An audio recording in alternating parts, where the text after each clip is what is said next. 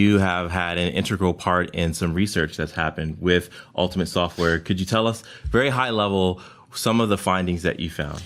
So remote work is one of these topics that a lot of organizations are exploring in some way. There's this whole idea, remote work is going to treat certain people, or it'll be unfair because some people have certain advantages that others won't have. And so we really wanted to dig in and better understand what's actually going on with remote work and ask remote workers and ask leaders of remote workers what they felt to truly get people's impressions. So one of the things that was probably most remarkable is that we found is through the research is that remote workers are actually thriving. Yeah. They are not necessarily feeling disconnected or left out of conversations, which I personally remember, this is probably 10 years ago, being the disembodied voice on the other end of a phone. And I think that that's shifted over the past few years. And we're now finding more than a revival, I think, but a real appreciation for the flexibility that comes from remote work. I think there's a benefit of the flexibility that comes from remote work because not only the way that we're working is changing, but even the way that we're living. Yes. And so having the opportunity for work to fit your life as opposed to having it to be the other way around is a huge benefit for the remote workforce. Yeah. And I think there's also a recognition to a certain extent that FaceTime can actually be had now with newer technologies, right? So it's not all about having to be there. Certainly there are some instances, and I think that will never ever be replaced, where people have need to be face to face. There are certain conversations that are enriched. There's certain kinds of planning activities, but those can happen, and those don't normally happen every day. Yeah, yeah. So we can balance some of that, I think. Technology has definitely allowed us to be more creative in the way that we approach work, and not just work for work's sake, but the collaborative process. Yeah.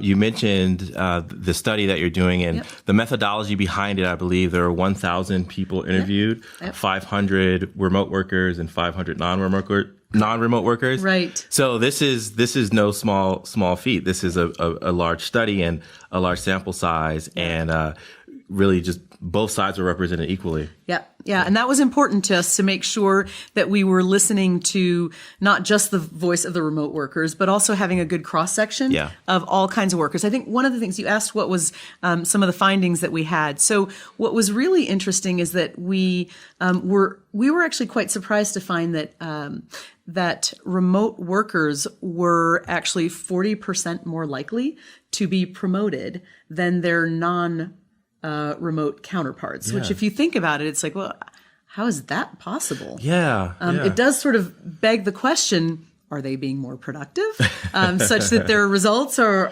earning them? You know, because if you're not in front of somebody every day, it has to be the work that's speaking for itself overall. So I think that's an important aspect. Yeah, and I think that goes to fight the stigma that the remote worker is the person who's in pajamas and clicking the mouse to stay active every so often. It's their work product that's speaking for themselves. And they're just throwing a load of laundry in, and doing all this stuff. Although, if you think about it, I don't really see what's wrong with being able to throw a load of laundry in the middle of working and getting up and moving. And I agree. I think that my wife would agree too. It's true though. If you think about it, it allows you to be that much more productive. But I think at its root, what remote work, and again, we'll get into some of the more unique findings, but allowing someone or supporting or even encouraging remote work is one of the best ways that an organization can demonstrate that it trusts its employees. And if you think about that,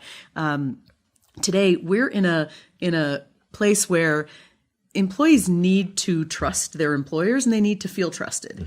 Nobody trusts the media, podcasts aside, but nobody trusts the government and those sorts of things. And so what's happening is this was actually came out with the Edelman Trust Barometer sort of reported this. 75% of people say that their most trusted entity now is their workplace. So in order to have, and trust is a two-way street. You can't just expect that workers are going to trust you. You also have to demonstrate that trust in them. And if you think about it, there's nothing that provides or shows someone that you trust them. Enough that I trust that you're going to get the work done And I don't need to be watching you all the time to do that. So yeah. So I would say that maybe trust is one factor that's making remote work more of a possibility. But are there other contributing factors that are making it more okay for employers to allow their employees to work remotely? Well, so I think without a doubt, technology is one of those things. I think that we have come a long way in a lot of the different forms of technology that that will enable people to be able to have richer conversations. That whole idea that, well, you can be in your pajamas with your, with your hair a mess, and still have a phone conversation, or you can be checked out in a meeting. Mm-hmm. If you have everyone around a virtual table and you can see them, regardless of the state of their hair and everything, right? You can still know that someone is engaged in a conversation, that they're watching. And when you have a globally dispersed workforce, that's an obvious way. I mean, you can't always travel 8 to 10 hours to get somewhere. Yeah. And so technology for sure has enabled that. But there are also other kinds of technology, not just video technology, but some of the online chat conversation, collaboration tools that allow people to have conversations in the flow of the work that they're doing is critical. Yeah. So, people talk about Slack, Teams, all of these kinds of technologies really help support a remote workforce. People are on, and if they're not on, they need to let somebody know why they're not on. And then I think you can have really, really fruitful and productive working days when you're remote. Yeah. And I mentioned, or I posed the conversation as allowing employees to work, but really you mentioned that it's a business necessity at this point when you may have an employee living in Chicago and their supervisor is in London. And so it's a business necessity in some ways. It's also a recruiting necessity, to be honest. If you're looking for the best talent, and the best talent happens to be in Phoenix and you have no office in Phoenix, would you rather pass up the best person for the job? We talk about how skills today are becoming obsolete in a matter of a year or two. And so if you want to get the best people at the right time, for the work that needs to be done, you can't really afford to say, oh, and we need you to move here and relocate, because most, there's so many organizations that have, or families, and individuals who have more than one person in the family that they have to be thinking about. You can't uproot everyone just for one job or one opportunity. And so I think, in order to find the best talent, you have to be open to remote work.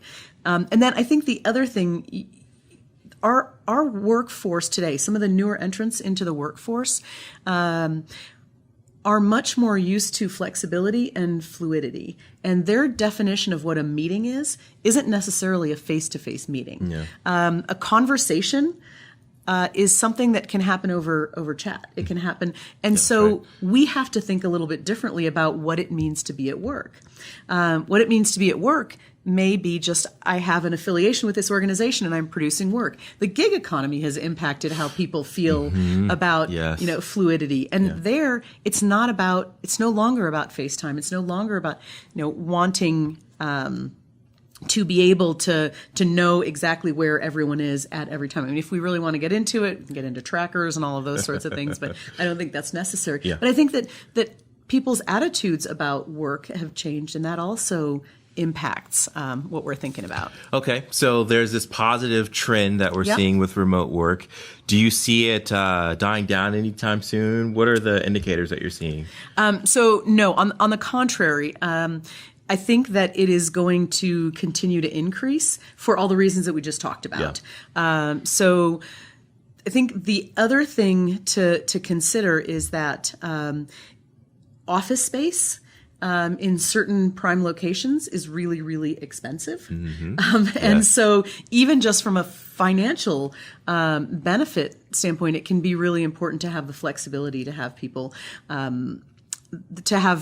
work wherever it is that they need to work. One thing, though, that we have seen come up around more remote and dispersed workforces, though, is it forces HR leaders and organizations to get creative. And I think these are the things that are going to propel more and more remote work Yeah. is actually having gatherings in certain areas, bringing people who are remote workers together for a day to just go sit in a flexible workspace and get to be, have that sort of office experience. We're going to share lunch. We're going to hang out. We'll go to happy hour afterwards, but we're all just sitting and doing our work together for a day.